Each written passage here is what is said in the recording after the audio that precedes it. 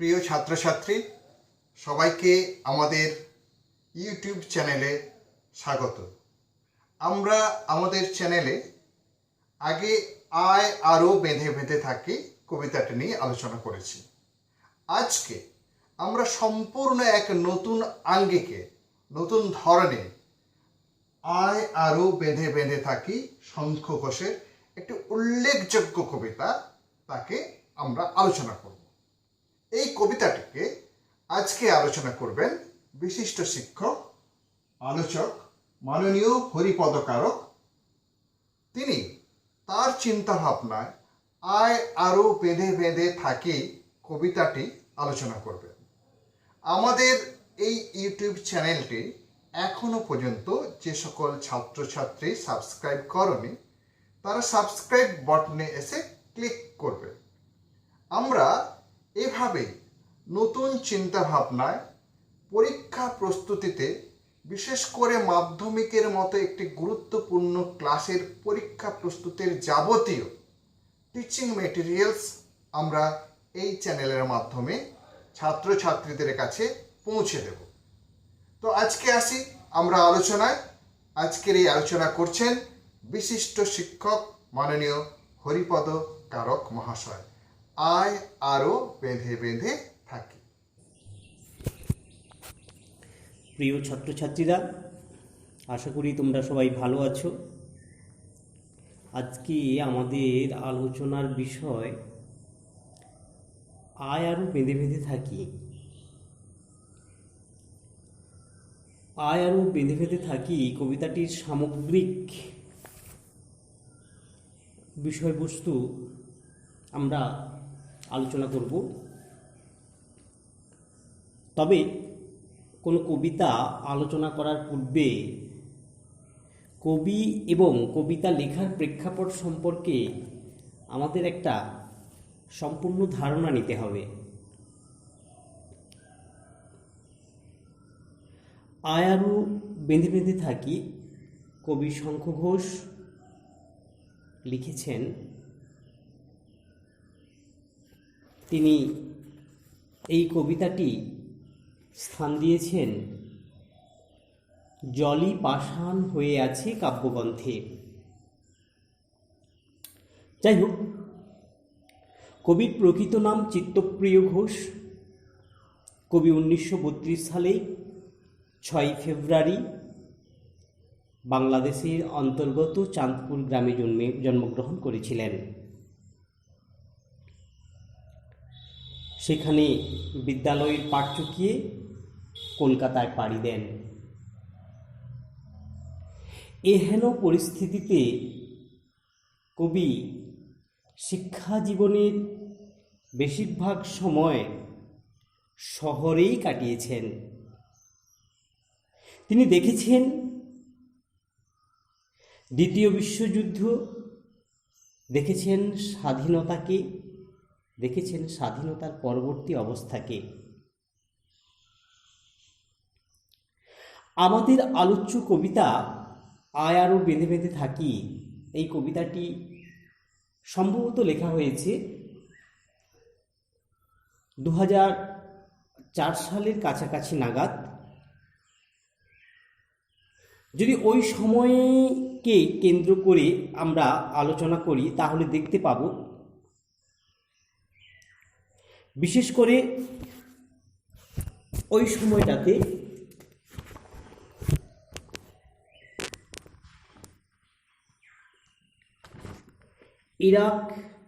Iran অর্থাৎ সেই মধ্যপ্রাচ্যের দেশগুলোতে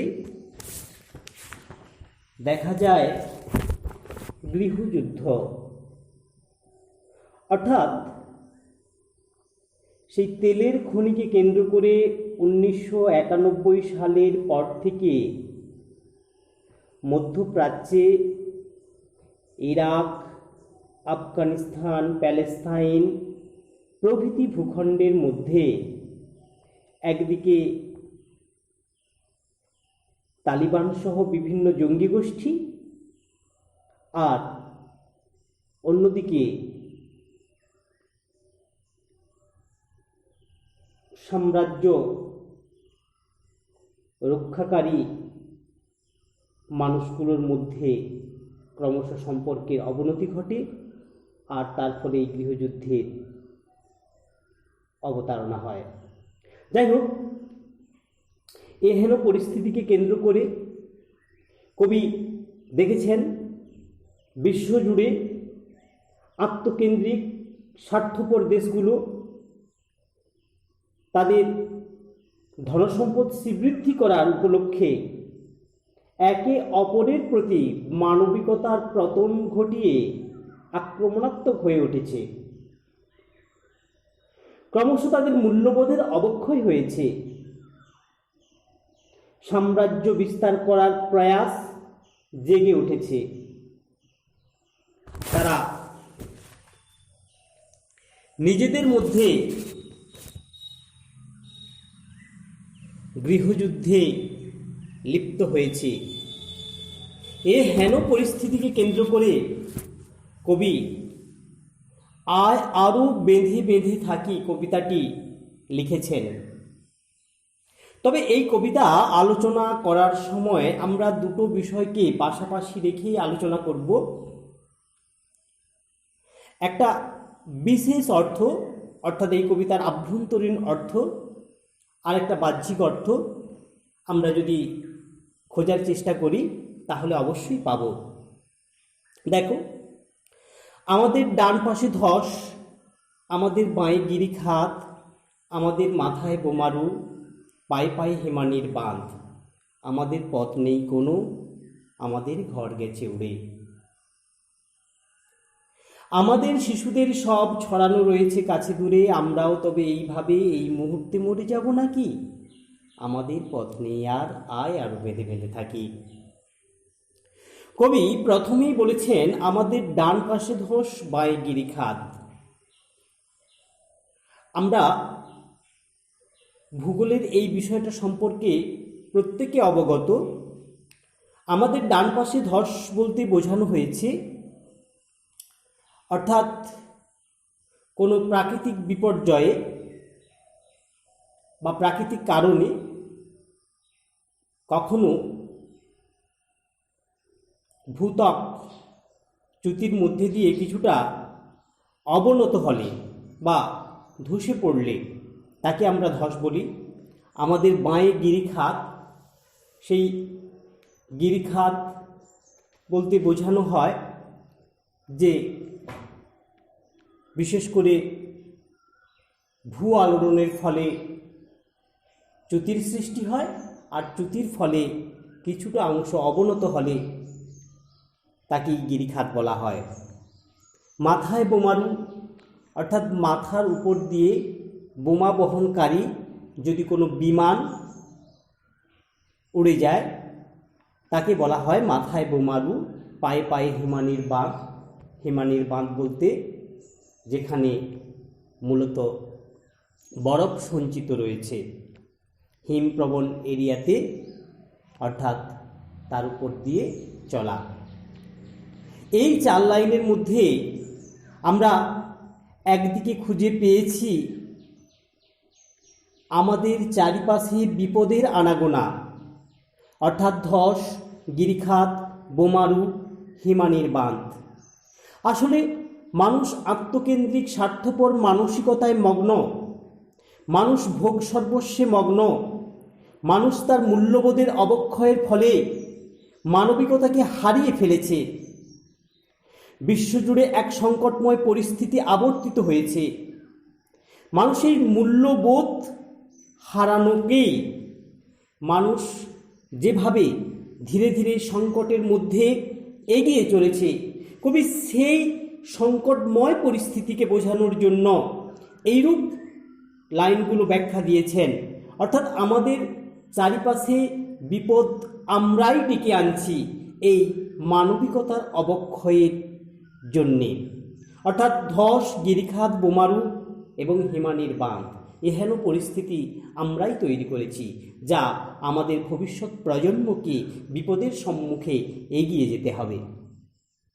আর একদিকে যদি আমরা ব্যাখ্যা করি তাহলে আমরা দেখতে পাব কবি বিশেষ করে সাম্রাজ্যবাদী লোভী স্বার্থপর মানুষ যারা সম্পদ বৃদ্ধির আশায় এক দেশ আর এক দেশকে আক্রমণ করেছে, যেখানে বিশ্ব মানবতা আজ ভুলুণ্ঠিত, যেখানে বিশ্বের মানুষ আজ সুরক্ষিত নয়। বিশ্বজুড়ে লোভী স্বার্থান্বেষী মানুষেরা মারণ অস্ত্রে মেতে উঠেছে। তাদের এই যুদ্ধের পরিস্থিতি, এই ভয়াবহ, এই অমানবিকতাকে কবি এখানে ব্যাখ্যা দিয়েছেন। আমাদের পথ নেই কোনো, আমাদের ঘর গেছে উড়ে। আলোচ্য এই দুটি লাইনের মধ্যে দিয়ে একদিকে কবি বোঝাতে চেয়েছেন যুদ্ধ পরিস্থিতির কারণে আমরা আজ আশ্রয় হারা হয়েছি, আমরা আজ গৃহহারা হয়েছি। তাই কবি বলছেন যে এই যুদ্ধের জন্য আমাদের ঘরগুলো হয়তো উড়ে গেছে। আবার একদিকে যদি আমরা ভাবি আমাদের পথ নেই কোনো, কবি আজ একবিংশ শতাব্দীর প্রেক্ষাপটে কিংবা বিংশ শতাব্দী স্বাধীনতার পরবর্তী সময় থেকে দেখেছেন সমাজের বুকে এক শ্রেণীর মানুষ, অর্থাৎ লোভী স্বার্থান্বেষী মানুষ, যারা বিবেক, মনুষ্যত্ব, মানবিকতাকে বিসর্জন দিয়ে নিজের আখের গোছানোর জন্য ব্যস্ত হয়ে উঠেছে। আজকে আমরা সেই মানবিকতার ঘরের কথা বলতে চেয়েছি, যে মানবিকতার ঘর এই আত্মকেন্দ্রিক স্বার্থপর লোভী মানুষদের কাছে হারিয়ে গেছে। কবিতাই এখানে ব্যাখ্যা করেছেন আমাদের পথ নেই কোনো, অর্থাৎ ঘর গেছে উড়ে। সে ঘর আমরা ধীরে ধীরে হারিয়ে ফেলেছি। সেই ঘর অর্থাৎ মনুষ্যত্ব, বিবেক, যাকে কেন্দ্র করে মানব জীবন আবর্তিত হয়, সেই বিবেক আজ নষ্টের পথে, সেই বিবেক আজ বিক্রির পথে, সেই বিবেককে আজ আমরা ধ্বংস করেছি। তাই কবি বলছেন আমাদের ঘর গেছে উড়ে। আমাদের শিশুদের সব ছড়ানো রয়েছে কাছে দূরে। আমাদের শিশুদের সব বলতে বোঝানো হয়েছে, তাহলে শিশুদের কি সব দেহ? আমরা যদি একটু গভীরভাবে ভাবি, যে শিশু ভবিষ্যতে সেই কাণ্ডারি, ভবিষ্যতে পৃথিবীকে সেই পথ দেখাবে, কিন্তু আমরা এতটাই মনুষ্যত্বহীন, বিবেকহীন, মূল্যবোধহীন, আমরা এতটাই আত্মকেন্দ্রিক, স্বার্থপর, ভোগ সর্বস্ব হয়ে উঠেছি। আমাদের সেই আত্মকেন্দ্রিকতার কাছে সহজ সরল শিশুদের মানবিকতা সবে পরিণত হয়েছে। তাদের সেই মানবিকতা, মূল্যবোধ ধীরে ধীরে বিকিয়ে যাচ্ছে, আর সেইগুলো ছড়িয়ে পড়ছে বিশ্বজুড়ে। তার ফলে ভবিষ্যৎ প্রজন্ম, ভবিষ্যৎ পৃথিবী বিনষ্টের পথে। কিন্তু কবি আরেকভাবেও ব্যাখ্যা করেছেন। কবি বলতে চেয়েছেন বিশ্বজুড়ে যেভাবে সাম্রাজ্যবাদী লোভী স্বার্থপর মানুষেরা তারা ভোগ বাসনায় লিপ্ত হয়েছে, তাদের আত্মকেন্দ্রিক স্বার্থপর মানসিকতার জন্যে বিশ্বজুড়ে যেভাবে মারণাস্ত্র নিয়ে মেতে উঠেছে, তার ফলে গোটা বিশ্বে শিশুরা সবে পরিণত হয়েছে। তাদের মৃতদেহ চারিদিকে ছড়িয়ে রয়েছে, আর সেই মৃতদেহ হয়তো সাম্রাজ্যবাদী লোভী স্বার্থপর মানুষদেরকে মূল্যবোধ ফিরিয়ে আনবে। কবি যে কারণেই বলেছেন ছড়ানো রয়েছে কাছে দূরে শিশুদের সব। আমরাও তবে এইভাবে এই মুহূর্তে মরে যাব নাকি? কবি আশঙ্কা প্রকাশ করেছেন আমরাও তবে এইভাবে এই মুহূর্তে মরে যাব নাকি? অর্থাৎ এই একবিংশ শতাব্দীর প্রেক্ষাপট কিংবা বিংশ শতাব্দীতে 90-এর দশকে বিশেষ করে পাশ্চাত্য অঞ্চলে তৈলখনিকে কেন্দ্র করে যেভাবে একদিকে দেশ, একদিকে সাধারণ মানুষ, আর একদিকে কিছু লোভী স্বার্থান্বেষী মানুষ মারণাস্ত্র নিয়ে মেতে উঠেছে, তার প্রভাব বিশ্বজুড়ে ছড়িয়ে পড়েছে। কবি দেখেছেন দ্বিতীয় বিশ্বযুদ্ধের ভয়াবহতা, তাই কবি আশঙ্কা প্রকাশ করছেন এই কবিতার মধ্যে দিয়ে মুহূর্তের মধ্যে হয়তো আমরা আমাদের জীবন ফুরিয়ে দেব। অর্থাৎ একদিকে এ ভয়ের ভাবনা কবিকে তাড়িত করছে, আবার কবি এই দুটো লাইনের মধ্যে দিয়ে এও ব্যাখ্যা করতে চেয়েছেন আমাদের মানবিকতা, মূল্যবোধ, মনুষ্যত্বকে যেভাবে ধীরে ধীরে আমরা মেরে ফেলেছি, সেই বিবেক আজ হারিয়ে গেছে। তাই কবি আশঙ্কা প্রকাশ করছেন যে মনুষ্যত্ব নিয়ে মানুষ বেঁচে থাকে, সেই মনুষ্যত্বের মৃত্যু মানে মানুষের মনের মৃত্যু, মানুষের শরীরের নয়। আসলে এই মৃত্যু মধ্যে দিয়ে কবি আশঙ্কা প্রকাশ করছেন আমাদের পথ নেই আর, আয় আরও বেঁধে বেঁধে থাকি, আমাদের পথ নেই আর, আয় আরও বেঁধে বেঁধে থাকি। এই দুটো লাইনের মধ্যে কবি বলতে চেয়েছেন একদিকে মানবিকতার অবক্ষয়, আর একদিকে পৈশাচিক উন্মত্ত লিপ্ত জীবন।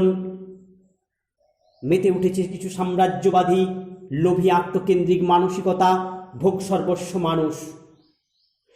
তাদের ঠেকাতে কবি কিছু মানবিক বোধসম্পন্ন মানুষ, তাদেরকে আহ্বান জানিয়েছেন, তাদেরকে একসাথে থাকার আহ্বান জানিয়েছেন। কারণ এই শুভ বোধসম্পন্ন মানুষের হাত ধরে সমাজে বিবেকের মুক্তি ঘটবে, সমাজে আত্মকেন্দ্রিক স্বার্থপর মানুষগুলো তারা সুপথে ফিরিয়ে আসবে। তাই কবি বলছেন আমাদের পথ নেই কোনো, আয় আরও বেঁধে বেঁধে থাকি। আমাদের ইতিহাস নেই, অথবা এমনই ইতিহাস আমাদের চোখ মুখ ঢাকা। কবি বলতে চেয়েছেন আমাদের ইতিহাস নেই বলতে অর্থাৎ আমরা মানব জাতি, আমরা একটা নতুন ইতিহাস সৃষ্টি করতে পারছি না, যে ইতিহাস ভবিষ্যৎ প্রজন্মের কাছে দৃষ্টান্ত হয়ে থাকবে। অর্থাৎ সেই ইতিহাস হচ্ছে মানবিকতার ইতিহাস, মূল্যবোধের ইতিহাস, মানুষের মধ্যে বিবেকের জাগরণের ইতিহাস। আবার অন্যদিকে যদি ব্যাখ্যা করি তাহলে দেখব যে আমাদের ইতিহাস নেই, অর্থাৎ আমরা যে ইতিহাস সৃষ্টি করছি, অর্থাৎ মানবিকতার অবক্ষয়ের ফলে আমরা যে ভোগ সর্বস্ব হয়ে উঠেছি, আমরা আত্মকেন্দ্রিক মানসিকতা নিয়ে এক দেশ আর এক দেশকে আক্রমণ হানছি, সম্পদ কেড়ে নেওয়ার উন্মত্ত হয়ে উঠেছি, সেটা আমাদের ইতিহাস নয়। তাই কবি বলছেন আমাদের ইতিহাস নেই, বা এমনই ইতিহাস চোখ মুখ ঢাকা। এই চোখ মুখ ঢাকা বলতে বোঝানো হয়েছে আমরা বিবেকবান, আমরা মানবিক বোধ সম্পন্ন মানুষ, আমাদের মধ্যে রয়েছে প্রকৃত সত্তা, মনুষ্যত্বকে বাঁচানোর প্রয়াস, কিন্তু তবুও আজ আমরা কেবল একটুকু ভোগ সর্বস্ব হওয়ার জন্যে আমরা আমাদের সেই বিবেককে ঢেকে ফেলেছি, মানবিকতাকে ঢেকে ফেলেছি, কেবল পৈশাচিক উন্মত্তে আমরা আজ লিপ্ত হয়েছি। তাই কবি বলছেন আমাদের চোখ মুখ ঢাকা।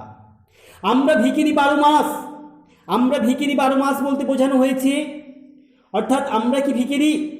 মানব জাতি কি ভিখিরি? হ্যাঁ, আজকের সমাজে কিছু স্বার্থান্বেষী মানুষ তারা বিবেককে বিক্রি করেছে, তারা বিবেককে নিয়ে ব্যবসা করছে, তারা মানব জাতির কথা ভাবে না, তারা কেবল ভোগের কথা ভাবে। তাই কবি তাদেরকে ভিখারি বলেছেন, অর্থাৎ তারা আজকে একেবারে মানবিকতার নিচু তলায় পৌঁছে গেছেন।